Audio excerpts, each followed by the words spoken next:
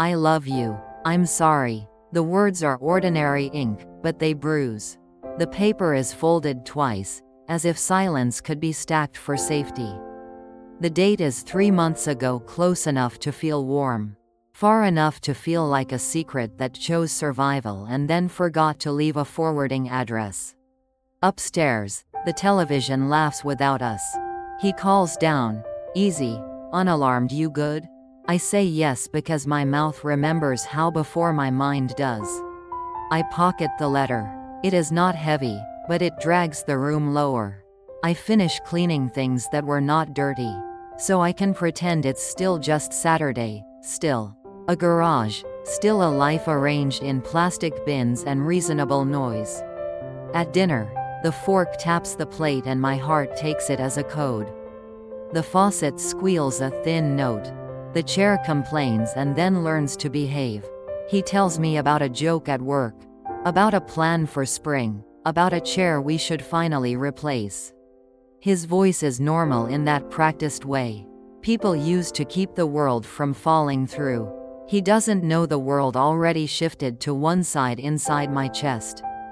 I look for signals where maybe there are none. A tremor that could be chill or warning.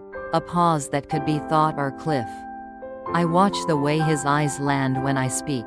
I count how long they stay. I count his breaths when the show turns quiet, matching them because I can't not. 4 in, 4 hold, 4 out. I am a metronome built for bad news. I practice sentences under my tongue until they break. I found something. I love you. I'm here. Each time I almost say them, I imagine the floor opening and him falling.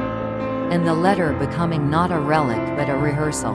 Each time I swallow, I imagine the silence, building its own ladder to a place I can't reach. The night is ordinary on purpose. We choose an episode we've seen before, so we can pretend to be surprised at the right parts. He rests his hand near my knee. I do not move because I'm afraid even kindness is a switch. The laughter track fills the room, and I do not trust it. The laughter track has never been wrong and never been right. It just arrives on time. Later, the house cools. He brushes his teeth with a rhythm I have known for 6 years. He places the cup the same inch from the sink he always does. He turns off the light and the hallway holds our shadows without comment. I lie down beside him with the letter pressed flat in my pocket, so it won't make a shape I have to explain. When he sleeps, I listen. I do not listen to dreams. I listen to breath. The in is a tide I believe in, the out is a permission slip I didn't sign. I count. I lose track. I start again. When his breath hitches because breath hitches. Because bodies remember stares and cold and the aftertaste of laughter. I imagine cliffs with handrails that give way, and I hold still like stillness could keep him. I am afraid to wake him with a sentence that might turn the room into a drop. I am more afraid not to. The letter keeps its animal warmth and I hold it, like I could domesticate the night if I feed it enough attention. Morning does not solve anything. Morning is simply brighter. He asks about coffee, and I say yes, as if my voice belongs to the body carrying it. He smiles at the spoon that refused to cooperate with the sugar. He tells me he slept badly, or fine, or he doesn't say. I hear all three at once. In the car, the turn signal clicks and clicks and clicks, a metronome for decisions we are not making. He drives like always, like someone who trusts the road to remain under the car. I stare at the glove compartment, and imagine a world where letters are kept there with registration and proof of insurance. And we take them out at traffic stops and say, yes, we understand the risks. I do not ask him why. I do not ask him when. I do not ask him anything that requires a finish. I ask him if he wants the window down. I ask him if the song is too loud. I ask him if we need anything from the store. I buy a loaf of bread that goes hard by evening because I am not here to eat it. Back home, the letter lives on my skin like a second pulse. The television laughs again on schedule. He folds the laundry with an awkward grace I've always loved.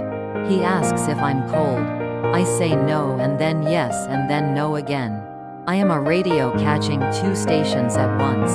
I try the sentence in my head one more time and watch everything tip. I found something in the garage. I see his face collapse. I see relief, I see anger, I see nothing change.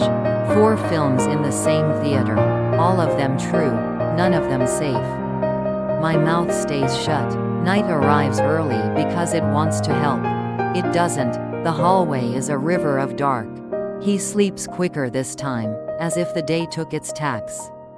I place my fingertips under his nose, not touching, measuring. I count again. I count until numbers stop being numbers and become steps. I think if I stop counting, he will stop. I know it's not how air works. I count anyway. The letter is a small stone, and I am walking with it in my shoe on purpose. If I take it out, I will have to look at it. If I look at it, I will have to lift my eyes. If I lift my eyes, I will have to ask. If I ask, the floor may open. If I don't, the floor may open. The only thing that changes is whether I am looking when it happens. The house is quiet enough to hear the refrigerator confess. The clock makes its rounds like a tired guard. I wait for light to edit my fear into something readable. It does not. Dawn is just another angle of the same room. He turns once in his sleep and makes a sound that could be pain or dream. Or the body inventing a story to explain itself. I count the breaths that follow. I do not speak. My throat holds the weight of unsentences. The letter waits, a date stamped in the past but breathing beside me now. There is no ending. There is only the next inhale, and I am here counting it.